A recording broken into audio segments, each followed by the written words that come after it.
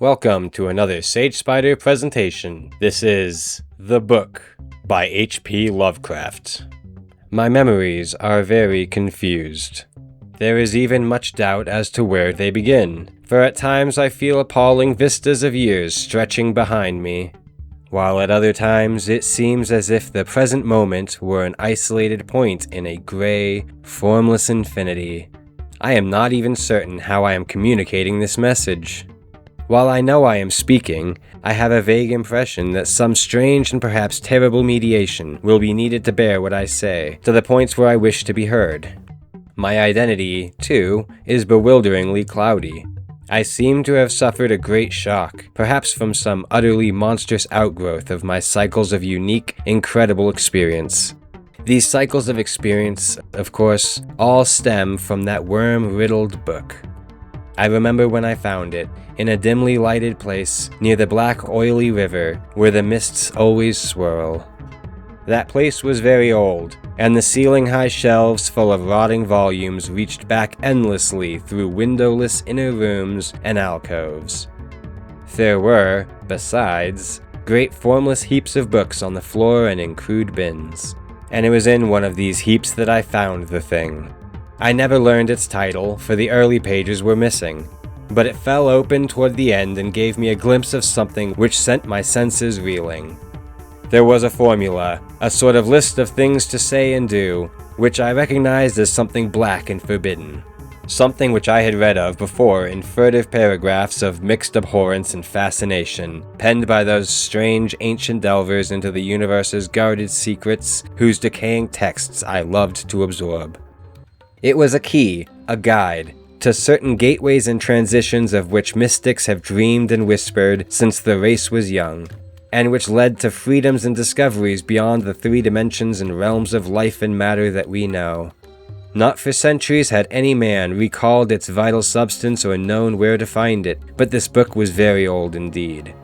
No printing press, but the hand of some half-crazed monk had traced these ominous Latin phrases and uncials of awesome antiquity. I remember how the old man leered and tittered and made a curious sign with his hand when I bore it away. He had refused to take pay for it, and only long afterward did I guess why. As I hurried home through those narrow, winding, mist-choked waterfront streets, I had a frightful impression of being stealthily followed by softly padding feet. The centuried, tottering houses on both sides seemed alive with a fresh and morbid malignity, as if some hitherto closed channel of evil understanding had abruptly been opened. I felt that those walls, and overhanging gables of mildewed brick and fungus plaster and timber, with fishy, eye-like, diamond-paned windows that leered, could hardly desist from advancing and crushing me. Yet I had read only the least fragment of that blasphemous rune before closing the book and bringing it away. I remember how I read the book at last, white-faced and locked in the attic room that I had long devoted to strange searchings. The great house was very still, for I had not gone up till after midnight. I think I had a family then, though the details are very uncertain, and I know there were many servants. Just what the year was, I cannot say, for since then I have known many ages and dimensions, and have had all my notions of time dissolved and refashioned. It was by the light of candles that I read. I recall the relentless dripping of the wax, and there were chimes that came every now and then from distant belfries. I seemed to keep track of these chimes with a peculiar intentness, as if I feared to hear some very remote, intruding note among them. Then came the first scratching and fumbling at the dormer window that looked out high above the other roofs of the city. It came as I droned aloud the 9th verse of that primal lay, and I knew amidst my shudders what it meant. For he who passes the gateways always wins a shadow, and never again can he be alone. I had evoked, and the book was indeed all I had suspected. That night I passed the gateway to a vortex of twisted time and vision, and when morning found me in the attic room I saw in the walls and shelves and fittings that which I had never seen before. Nor could I ever after see the world as I had known it. Mixed with the present scene was always a little of the past and a little of the future.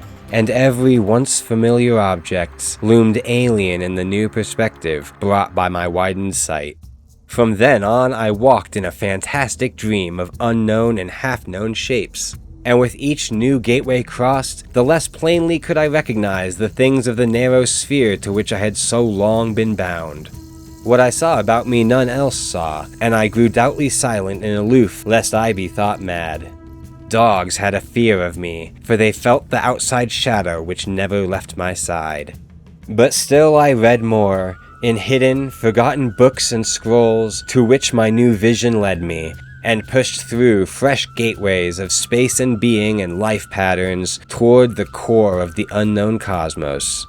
I remember the night I made the 5 concentric circles of fire on the floor, and stood in the innermost one chanting that monstrous litany the messenger from Tartary had brought. The walls melted away, and I was swept by a black wind through gulfs of fathomless gray, with the needle-like pinnacles of unknown mountains miles below me. After a while, there was utter blackness, and then the light of myriad stars forming strange, alien constellations. Finally, I saw a green-litten plain far below me, and discerned on it the twisted towers of a city built in no fashion I had ever known, or read of, or dreamed of. As I floated closer to that city, I saw a great square building of stone in an open space, and felt a hideous fear clutching at me. I screamed and struggled, and after a blankness was again in my attic room, sprawled flat over the 5 phosphorescent circles on the floor. In that night's wandering, there was no more of strangeness than in many a former night's wandering. But there was more of terror, because I knew I was closer to those outside gulfs and worlds than I had ever been before. Thereafter, I was more cautious with my incantations, for I had no wish to be cut off from my body and from the earth in unknown abysses whence I could never return. This was a Sage Spider presentation. That was The Book by H.P. Lovecraft. Thank you so much for watching. If you'd like more AI-free short stories content, please feel free to like and subscribe as you see fit. Have a wonderful day.